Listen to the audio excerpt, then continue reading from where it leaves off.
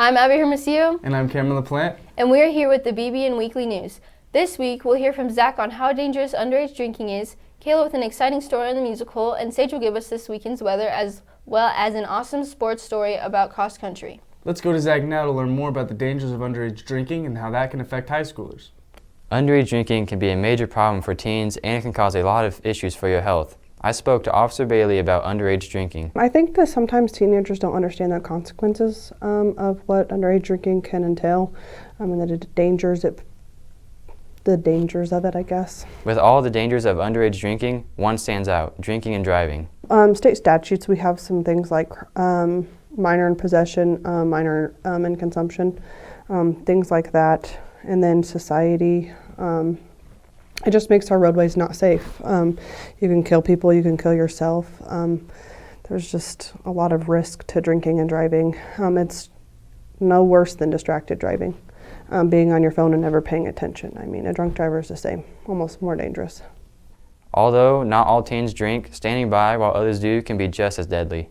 I think the examples that are set for them by their parents and or trusted adults kind of plays factors into if you have a parent who's, drunk driving from the bar every weekend, their kid's probably not going to think that it's a big deal, stuff like that.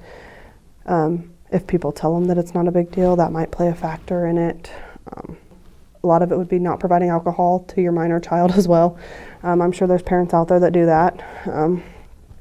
I just think being a good role model is always a way to prevent things. Also talking to their kids about underage drinking and how dangerous it can be would be preventative measures. Lastly, I asked how communities can help tackle underage drinking. Underage drinking can be very dangerous. To get help, contact a trusted adult or law enforcement. This community probably needs to get something going. The percentage of students that have drank and drove in this community is not zero, so they could always come talk to me, though. We could kind of go through the consequences of what could happen, the state statutes kind of thing, and then could just talk about how dangerous it is. For BBN, I'm Zach O'Brien. Thanks, Zach. With the new school year fully in motion, Kayla has a story on the musical. Cinderella is the upcoming production being put on by the SCHS Drama Department. Rehearsals have been underway for about a month now. I got the chance recently to speak with the directors of the production as well as some of the cast to get more information on how rehearsals have been going and to learn about some of their expectations for this show. This is your typical, Cinderella story, and it's there's a lot of R&H, Rodgers and Hammerstein there, but they have upgraded it. Yeah. And, so Cinderella isn't just a pretty girl. Like, she has a brain, and she has a purpose, and she wants to make the world a better place, and I love how they have tweaked this show to bring it forward to the 21st century, but keeping the beauty of all of that R&H music.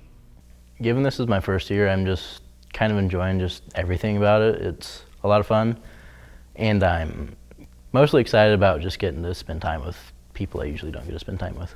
I think it's going well. It's a really big production, so we haven't had that much time to really do much, so I think it's going really good. I think it's going really well, and I think we have a lot of good, strong members in the cast, and we might be going a little slow, but I feel like it's going to start picking up. It is kind of getting there, slowly but surely. The thing I enjoy most about musical is just getting to act with everyone and getting to see everything come together. It's very satisfying. I think it's going slow, but we're getting there. Every step, every practice, we get a little bit better. My favorite scene is probably 10-minute reprise. It's like a big dance scene that we do at the very end of Act 1, and I think it's very good. I think my favorite scene is when Jean-Michel comes to pick up Gabrielle for their date. I think there's some funny lines in there from both people.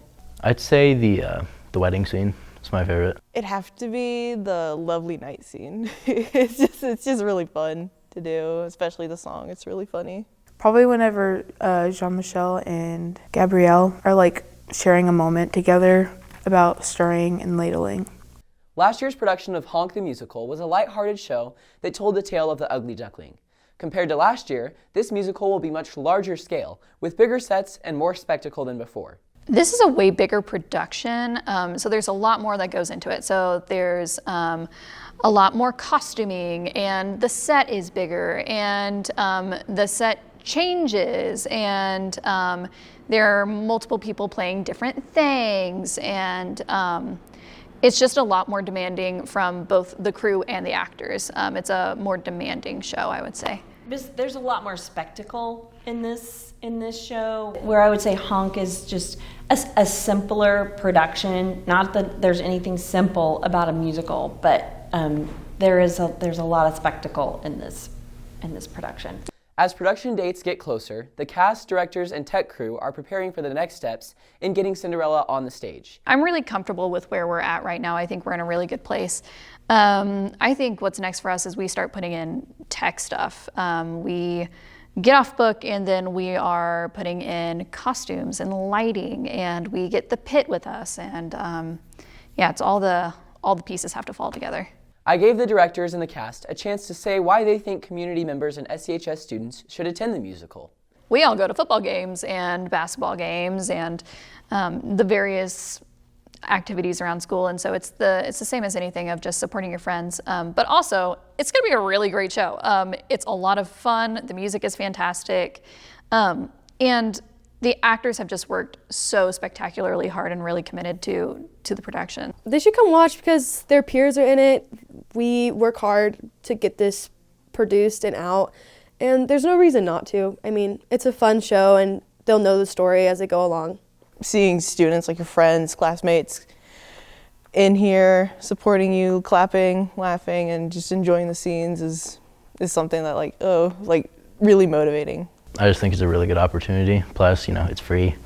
So I just think there's no reason for them not to. High schoolers should watch the musical because we put a lot of time, sweat, sometimes blood in it, and it's just really upsetting at the thought of people aren't going to watch it. I think the high schoolers should come watch the musical because it's their classmates who are in the production, and it's kind of fun to just watch people act and perform. And I think a lot of people have chosen not to like musicals because they think it's weird, but I think a lot of people can find that they might actually like musicals.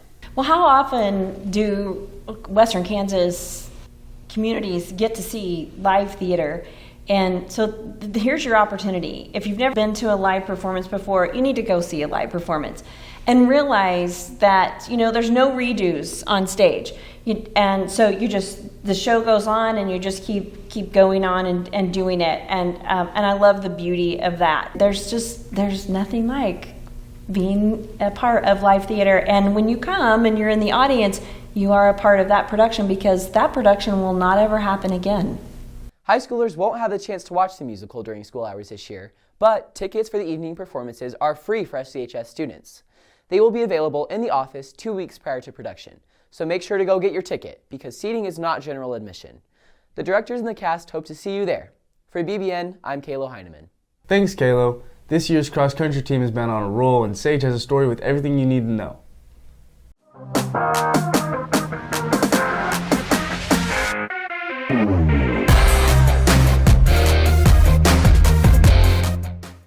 As the leaves start to change and the air cools, that means the final weeks of fall sports are near. Cross country is getting ready for regionals this weekend. After a strong season, they aim to have a statement performance this postseason. I spoke with Coach Joey Meyer to understand more about their season and how they prepare for regionals and beyond. I think the girls team, the last 2 years, we haven't really had a successful season, and we only had 5. You only can have 5 as a complete team, 7 is your max, and we only had 5 right on the dot. They've all stayed healthy, and they've gotten top 3 in every meet other than our big Rimrock meet. The boys, they've just been competitive all year. Both sides, they ran a lot of miles this summer, which has helped both sides of the team. So this is new this year because we're 4A. So we go to Hutchinson this year for regionals this week. It's Bueller's hosting it, but they're close to Hutch. So that's different. We're going up Friday instead of driving Saturday to regionals. So we'll stay in a hotel late at night, wake up early, and go see the course. We've never run on the course, so it's fun on everyone else's aspects because we haven't ran on this course. We're running against new teams.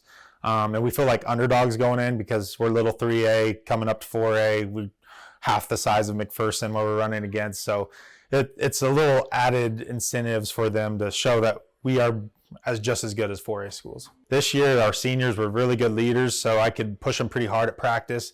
But it is hard to stay focused when you're putting in that much miles, that much on your body all year. But really, it's kind of up to the seniors, keeping them interested and wanting to do big things at the end of the year. Cross country will run at regionals this weekend. Good luck to everyone running. For BBN, I'm Sage Steckline. Thanks and good luck to all Beaver Athletics this week. Let's take a look at this weekend's weather. Fall weather is going to hold off for one more weekend. Friday is expected to be all sun, reaching almost 90 degrees and dipping to 46. That sunshine isn't going anywhere Saturday, with a high of 76 and a low of 43. Sunday is another day full of sun, seeing a high of 73 and a low of 44. Make sure to get out and enjoy this warm weather before it's gone. For BBN, I'm Sage Steckline. Thanks, Sage. Stay warm. Have a good week, SCHS. For BBN News, I am Abby Hermosillo. And I'm Cameron LaPlante. Stay tuned for next week's episode.